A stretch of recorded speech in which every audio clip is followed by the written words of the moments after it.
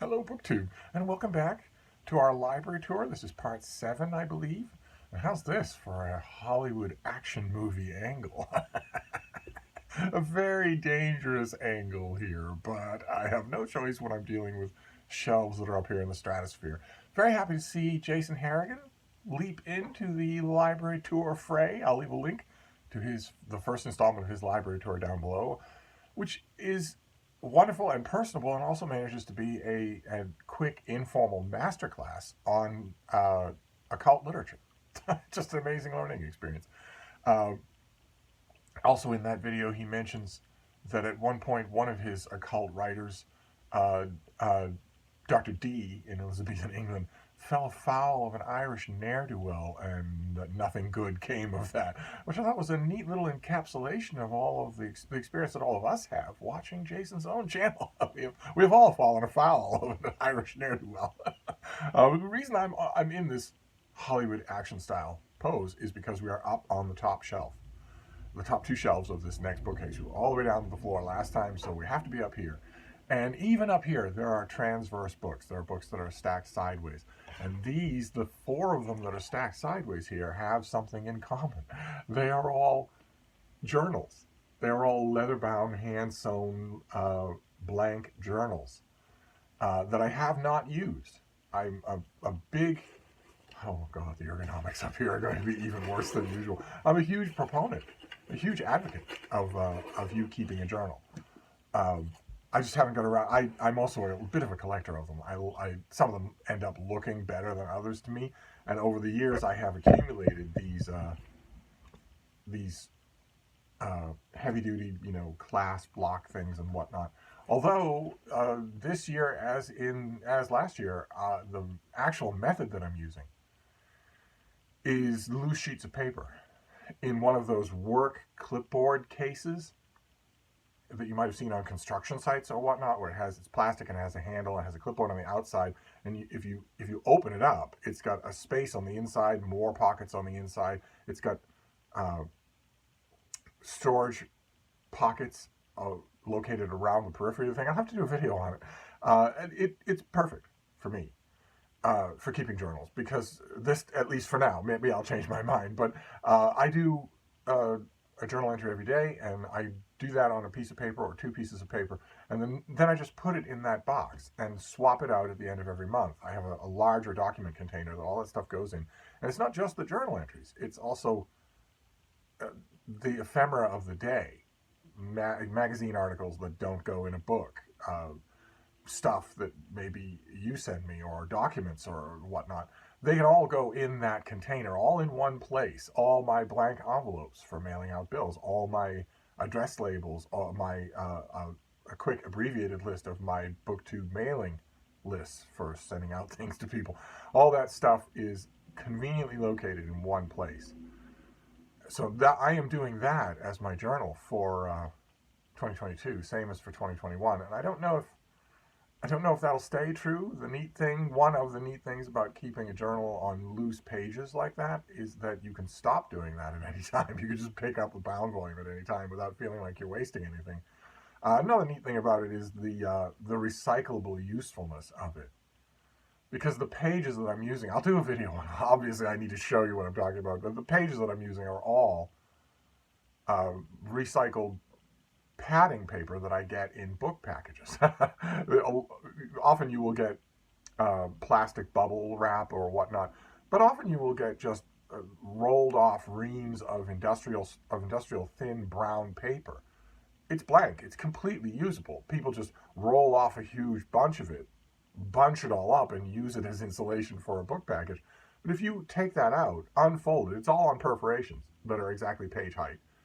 Fold it along those perforations, then fold it to the size of the page you're going to use. You get a big bunch of paper. And you take that big bunch of paper and put it under a gigantic pile of heavy books and just forget about it for 2 weeks. And those books are compressing that paper. They're getting all the bunchiness out of it, so that when you're done, you lift those books, you've got a stack of perfectly usable paper. So I haven't had to buy paper for any reason whatsoever in a long time. Since I figured out to do that, I'm ashamed to say that it took me 10 years to figure that out. God knows how much of that stuff I've thrown away that was perfectly usable. Anyway, so that's a long digression by way of saying the transverse books this time around are blank journals that I have not used yet. I may use one of them this year, you never know.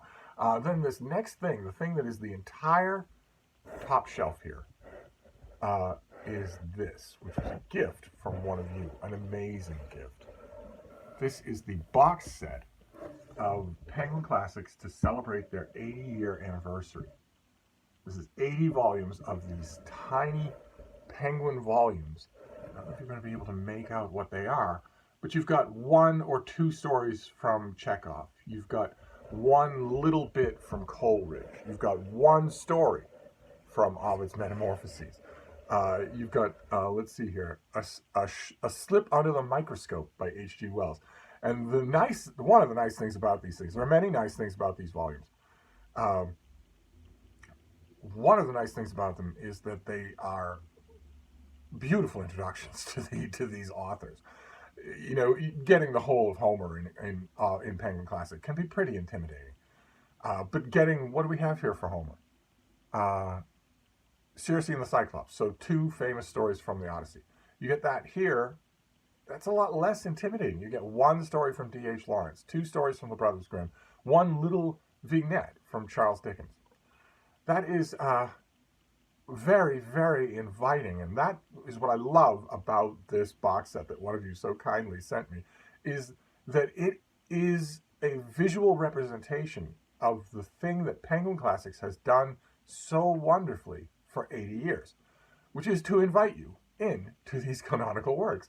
They haven't done this. I know they're the darling of curricula, or at least they were, until the 21st century, but that was never their intent. Their first and foremost intent was to put these great books in the pockets of ordinary people and take away some of the forebodingness of them, put them in available, affordable little mass market paperbacks. And that mission could not be better done, could not be better symbolized than this set. It's quite heavy. That's why I'm trying to be gingerly with it. The last thing I want to do is drop it, although there is a detail from it that I want to show you if I can, because my Penguin anniversary box set is defective. It's defective. There's no slight on the one of you who sent it to me if you're still watching my videos, but it is defective in a way that would drive some of you who are more anal retentive than me. Some of you would be driven insane by this. I don't know if you're going to be making it out, but 78 is repeated twice. I don't know if you can make that out. Can you see that? The murder of Cambyses is listed twice. 78 is listed twice, and I do not have 79. And off the top of my head, just for this video with no research, I also could not tell you what 79 actually is. I don't have it, and I don't think I've ever seen it. So that makes it all the more fun, of course, is that I have 2 Herodotuses in here. But anyway, that's the top shelf. The top shelf is these blank books that are very lovely. I've got them over the years. I just never get rid of them. And this Penguin Classic box set of little snippets to celebrate their anniversary. So then we'll move on, as long as we're up here, as long as we don't have the bother of going up here on this thing. We'll go down to the next shelf of Penguins, which is just hauling up off the ground so that I would have had to do some sort of setup like this anyway. After this, it'll be a normal setup, but we'll do this with this top shelf as long as we're up here. And these are all Penguin Classics. We are in the Penguin Classic bookcase, which once upon a time, for a long time on this channel, was the Penguin Classic wall. Until I did a year of Daily Penguins, and they were a lot of fun. A lot of you really like those videos. I love making them, of course. These are my oldest friends when it comes to the books in my collections. And when that year was over, it had performed one of the great functions of a library tour, which I've described here a few times, which is, in addition to everything else, it clarifies your thinking about what books you have and what books you don't have. And when I was done with that year of Penguin Classics, I knew beyond a shadow of a doubt that the Penguin Classic wall had doubles, triples, even in one case, 4 copies of the same book. It had tons and tons of authors that I know I don't like, or that I know I only so-so like. Where if it weren't a Penguin Classic, I certainly would not have their book. And that's not a good enough reason to have their book, just because there's a little penguin on the spine. That's not, when I was done, I went through that penguin wall and said, all right, well, now that you know all this, now that your sight is completely clear, pull down from these shelves everything that fits that kind of redundant description, put piles on the floor. When I was done, I was astonished to see that I had reduced the wall to a bookcase. Fine by me. Fine by me. The wall might have looked really nice, although I myself think that the wall here that is usually in the background of a lot of my videos is more attractive than a solid wall of penguins. It might have looked really good, but it is completely antithetical to my philosophy of book owning at the present time to have books just because of what they look like. Not just because of what they look like. So I got rid of a lot of them, but we still have a whole bookcase of penguins to do. And it won't be a penguin a day. Instead, it'll be a bunch at a time. Like, for instance, this one. This is the M.A. Screech translation of the complete essays of Montaigne. Who's always, oh god, ergonomics again. He's always done more for other people than he has for me, but I still go back to these essays and love them. Okay, then we have the Penguin Classic Bible, the King James Bible, a nice big Penguin Classic. This is one example. I don't think the Montaigne is, but the Penguin Classic Bible is an example where I do have a couple of copies, just because I don't want the copy that I go back to over and over again to fall apart and me not have one. Then this next one, also very big, is the Works of Chaucer. This is edited by Jill Mann. Nice big volume of the Canterbury Tales in the original. No facing pages, no Englished up, no nothing like that. It's just the original. What have we got here? Okay, more Chaucer. You're going to find, those of you who care about these sorts of things, like the 278s in that Penguin collection, you're going to find that in the course of rearranging this room, there was a long period, a blissful period, where there was nothing at all in this room. I actually did the daydream of so many bookish people, where I took all the books off the shelves and actually moved them out of this room and rearranged all the bookcases. And then started from scratch and moved everything back in. Unfortunately, as you're going to notice here, some of you are going to care a lot more than others, I moved everything back in either quickly and sporadically on my own or with help from muscular teenagers. So there's precious little order. In the Penguin Classic bookcase, there's precious little order. I only say that because the next thing is also Chaucer. The Penguin, Troilus and Cresside, but don't expect everything else to be together. It won't be. Okay, this next one is the Kieran Carson translation of The Time, the Cattle Raid of Cooley, this lovely Penguin Classic trade paperback, great Irish epic. Then we have two, I think there are four. This is all the contemporary stuff that we have of Alfred the Great. Lots and lots of fascinating reading. A perfect example of the Penguin Classic program, if you want to call it that, in their books, where if you read the introduction is going to be long, and it is going to situate you completely in the works that are coming in the book. If you read the introduction first, and then you read the works that are reprinted in here, that are reprinted nowhere else for a popular audience, let's say it's here or nowhere, you will get an adventure that puts most modern fantasy and science fiction to shame. You will learn the context of these works, and then you will learn the works and their quirks. Okay, this is the same thing. This is two lives of Charlemagne. Two very different lives, two very different people. I think I've written about virtually every one of these books at some point or other, because long before there was a booktube, I did a series on my literary blog called Penguins on Parade. It was kind of the Daily Penguin of its time, and I'm sure that I wrote about a lot of these things. There could end up being a lot of Penguins on Parade links down below. A lot of you have mentioned during even this first week of this library tour, a lot of you have mentioned in emails that you really do appreciate it when I add links to written material. Unlike a lot of people who do library tours, I've read almost all of the books in my library. And unlike even the people who have read most of the books in their library, I've also written about most of the books in my library. And a lot of you said you really enjoy that, so I may do that for these, but it'll be almost all of these. I did Penguins on Parade for years. Okay, this next one is a trade paperback, a lovely trade paperback of part 2 of Ariosto's Orlando Furioso, which I just recently went on and on about on this channel. A great Renaissance epic that has everything in it, and it's enormous. It's the definition of a hard sell, because there's no way you're going to convince someone to read a gigantic 2-volume Renaissance epic about chivalric and Arthurian archetypes that no longer apply and that no one knows anything about, but it's tremendously good fun. And I don't know if I have book 1 in trade paperback. I have mass markets of book 1 and book 2. Barbara Reynolds did an astonishing translation for Penguin. Just astonishing in its cleverness and its intelligence. Just amazing. The type of thing where you're reading her translation, you realize this is never going to be equaled. And so far, I mean, it's been 60 years, it hasn't been, not even close. Then we have the selected essays of Samuel Johnson. A very good volume to have, because Johnson is known to most people as the subject of Boswell's biography. Boswell's biography is immense, and it is great. It is a great book. But a lot of people read that and never read Johnson. They don't seem to make the connection that why would Boswell write such a long book about this guy? Well, because he was famous. And why was he famous? As a writer. And his essays are incredible. I think this has quite a bit of the lives of the poets. It says the Rambler, the Adventurer, the Idler. Oh, no, this has none of the lives of the poets, because that, I think, is a separate Penguin volume. Okay, then we have the selected poems of John Dryden. That is not John Dryden on the cover, just so as you know.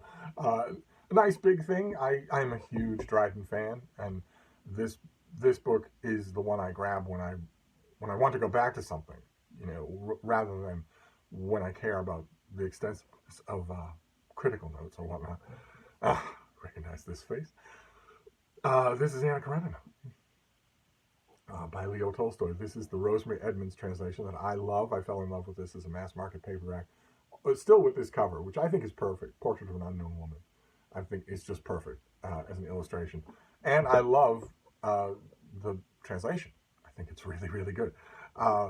Okay, then we have Roman history. See, I told you this was going to be a roller coaster ride for you order-obsessed people out there. This is Cassie Steele, Roman history. This is the reign of Augustus. There's a lot more of Cassie Steele that's not in here, and I don't think Penguin does.